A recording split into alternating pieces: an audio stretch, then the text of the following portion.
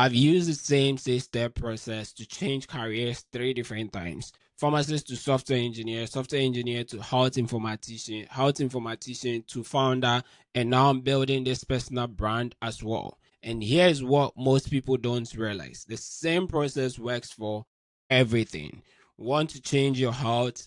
These 6 steps. Want to fix your relationship? These same 6 steps. Want to find your purpose? These 6 steps. Because here's the truth. Identity change, which is what you're trying to do when you are trying to change from one of these to the other, is not magical. It's systematic. And in the next 12 minutes or so, I'm going to walk you through the entire system, the 6-step reinvention path that I've used, reverse engineered, and refined over the past 5 years.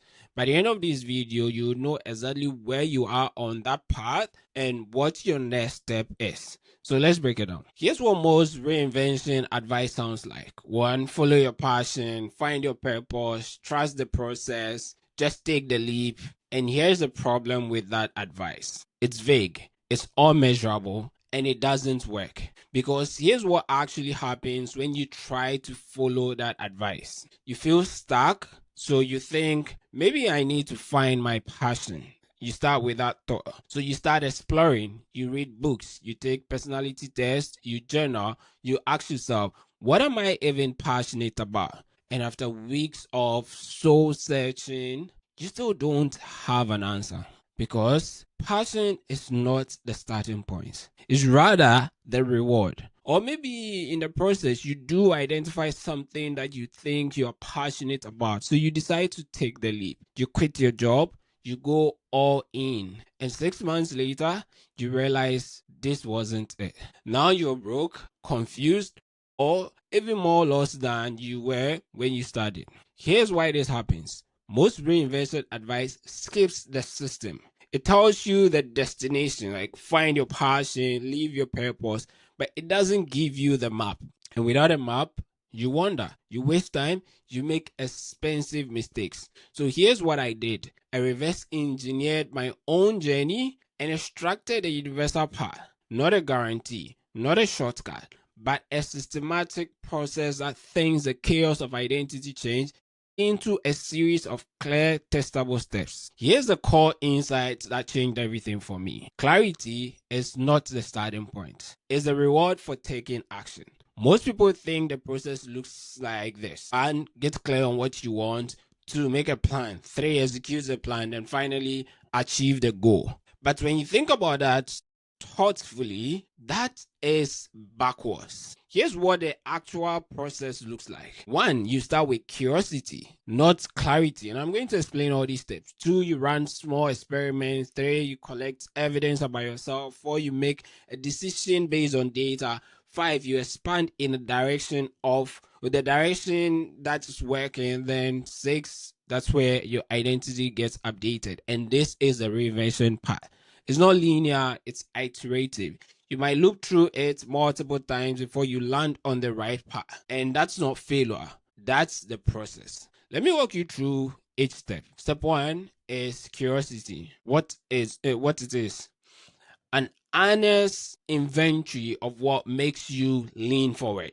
Most people dismiss their curiosities as not serious enough. They think I can't just explore random things. Like I need to commit to something. That's what they tell themselves. But that's also backwards, right? Because curiosity in itself is data. It's your internal compass pointing toward potential alignment. So the work that you have to do here is to write down 3 to 10 things you are curious about. They don't need to be fully formed ideas. They can be as vague as, oh, I'm curious about design, or I wonder what it's like to build something with my hands, or I'm interested in how businesses grow. And here's a trap to avoid. Don't edit your curiosity based on practicality here. This stage is just exploration and not commitment. Let me give you an example from my own life. In 2019, I was curious about technology, not I want to be a software engineer. That's not how it started. I was just curious. So I wonder if I could learn to code better and build products. That curiosity was enough to get me started. Now let's get to step 2, which is focus. That's where we have the strategic constraint. So it is where you choose one testable hypothesis from your list of curiosities. You can't pursue 10 paths at once. Reinvention requires focus. But here's the key. You are not choosing your final answer. That's what most people fear, that commitment. No, you are just choosing your next experiment. That means you can always come back and make a change. Pick one curiosity and frame it as a hypothesis. So for instance, you can have something like, I'm curious if I would enjoy X. I will test it by doing Y for Z days. Examples. I'm curious if I would enjoy writing. I'll test this by writing 500 words a day for 30 days. I'm curious if I'm good at sales. I'll test it by making 50 cold calls in the next 2 weeks. And here's a trap to avoid. Don't choose based on what seems safe or realistic. Choose based on what you are most energized to test. What do you really want to try? An example from my life would be back in 2022. I had a hypothesis. My hypothesis was, I'm curious if I can become a software engineer, because I'd been coding for some time. So my hypothesis, I'll test this by enrolling in a boot camp and documenting my journey for at least 6 months. That was my experiment. That's step 3. Step 3 is experiment. This is where evidence is generated. So it is the act of doing the work in a way that simulates the reality of the path you are testing. And this is not passive learning. You're not just reading about design or taking a course on sales.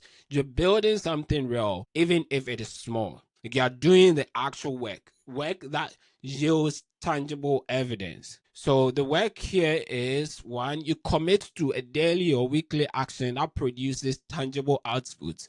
You treat it like real projects with real stakes. You show up consistently, especially on the days you don't feel like. Why does this matter? The experiment is the only way to generate new evidence. Without new evidence, you are trapped in the old story, which forms your old identity. Let me give you another example from my life. During my software engineering bootcamp, I didn't just do the coursework. I coded every single day, which I frame as the micropayment method. You do something small every single day. I built real projects, documented everything publicly on Twitter, on my blog, on YouTube. The experiment generated overwhelming evidence. The trap to avoid when it comes to the experiment step is, don't confuse consumption with creation. For instance, watching YouTube tutorials is not the same as building stuff. So you need to focus on doing the thing and not fantasizing about doing the thing. Step 4 is evidence. That's where the data is collected. So it's a systematic analysis of what the experiment revealed about you. Most people skip this step. They finish an experiment and immediately jump to a conclusion based on how they feel in the moment. And that's unreliable. You need to collect 2 types of evidence. One is internal evidence, and I call that energy. Did this work energize you or drain you? Were you excited to show up or counting the minutes? Did you lose track of time or you kept watching the clock? How did you feel after everything? So that's the internal evidence. Then 2, we have external evidence, which I call traction. Did you get the work done as you wanted? Did anyone respond to the work? Did you get positive feedback, offers, or opportunities? Were you improving measurably over time? So the actual work here is that at the end of your experiment, you want to write down your answers, rate your energy on a scale of 1 to 10, and your evidence on a scale of 1 to 10. An example from my life would be, after 6 months in the bootcamp, my software engineering bootcamp, I'd rate my energy as 9 out of 10. I was actually exhausted most of the time, but I wanted to keep going. It was that kind of exhaustion where I still want to do it. Then I'll rate evidence as 8 over 10. I was getting job offers. People were reaching out to me. I was building real projects. That data told me this is working. Now, step 5 is decision. That's a crossroad where you have to make a decision. So a formal evidence-based choice about what to do next. And this is where you use what I call the energy evidence matrix, which I covered in a previous video I'll link it down so that you can watch that one to understand that. There are 4 possible outcomes when you use this matrix. One, we have high energy plus high evidence. And if you get such, it means you have to commit to that experiment. You found something worth pursuing, so double down and move to expansion, which is the next step that we talked about. Then we have high energy plus low evidence. It says persevere. You love the work, but the market isn't responding yet. So run another experiment, maybe with a different approach. Then we have the low energy plus high evidence. In this quadrant, you have to pivot strategically. The market wants what you're offering, but you don't enjoy it. So you use your success to find a strategic shift. Then we have low energy plus low evidence. In this case, say pivot fast. The path is not viable. Return to your curiosity and choose a new hypothesis. Remember, we said we're not committing to the curiosity forever. You can always return. Let me give you an example from my own life. After my software engineering experiments, as I said, there was high energy, high evidence. So what did I do? I committed. I left pharmacy. I went all in software engineering. Let's talk about the step 6. This is expansion, where identity is actually forged, leveraging a successful experiment to build a new identity. That's essentially what it is. If you've reached this stage, it means you found something that works. You have high energy and high traction. Now it's time to scale. So what you're going to do here is you're going to build what I call a proof of work portfolio, where you document your work publicly. And I've done a video on that as well. So check the description for a link to that video. Repeat the process. That means run more experiments in the same domain, tell the new story, start referring to yourself with your new identity, and expand your network by connecting with others in the field. An example in my life would be after committing to software engineering, I built small projects, hosted them on GitHub, wrote 50 plus technical articles, got my first full-time software engineering role, started calling myself a software engineer, not aspiring or learning. That's expansion. That's when the new identity solidifies. So let's summarize the whole reinvention path with an example, a concrete example from my life. So I'll show you how I walk this exact part, at least for pharmacy to software engineering, starting with step 1, which is curiosity. So as I said, I was curious about technology when I started. I wondered if I could learn to code and be able to build healthcare solutions. That's where I was coming from. Then my hypothesis. So the step 2 is I chose a hypothesis to test. I'll test if I can become a software engineer. I'll test if I can become a software engineer by enrolling in a bootcamp and documenting my journey for at least 6 months. The bootcamp was 12 months long, but I wanted to test this. So what did I do? The step 3, which is the experiment. I coded every day. I built projects. I posted publicly on Twitter, wrote articles, and did live streams teaching the things that I was learning. Then step 4, which is evidence. So after 6 months, my energy, as I said earlier, I would give it 9 out of 10.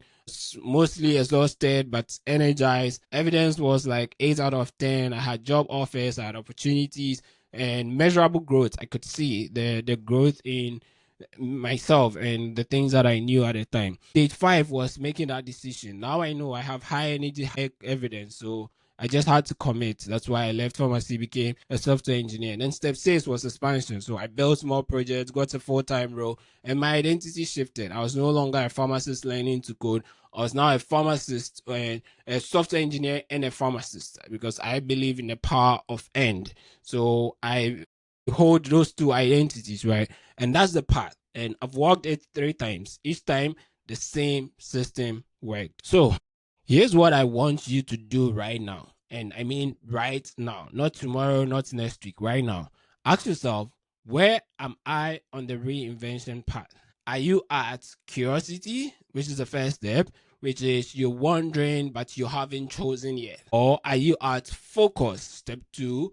Maybe you've chosen, but you haven't started the experiment yet. You haven't started doing the real work itself. Or step 3, which is experiment. Are you in the middle of testing something right now? Or evidence. Maybe you finished an experiment and you need to analyze the data. Or are you on decision? You have the data and now you need to choose your next move. or are you on expansion where you've committed and you are about scaling? Once you know where you are, you know your next step. If you're at curiosity, for instance, what you have to do is to pick one hypothesis and move to focus. If you're at focus, you need to start the experiment, do the actual work. If you're at experiment, you need to finish that. Don't quit early, finish it. Then if you are in the evidence, you need to collect the data and be honest about it. And if you are in decision, use the energy evidence matrix to make that decision. And finally, if you are in expansion, then you have to build proof of work portfolio. But here's the thing, each step of this path has its own tools, its own traps, and its own strategies. And over the next few videos, I'm going to break down each step in depth. But before you go, I want you to do something.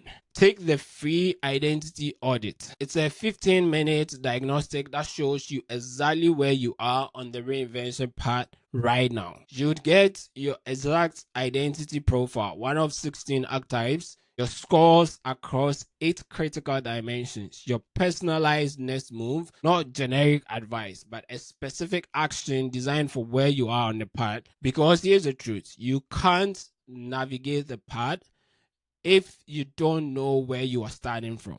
The link is in the description. It takes only 15 minutes and it's free. And it'll give you more clarity than months of overthinking. So go take the audit, then come back and tell me, where are you on the reinvention path?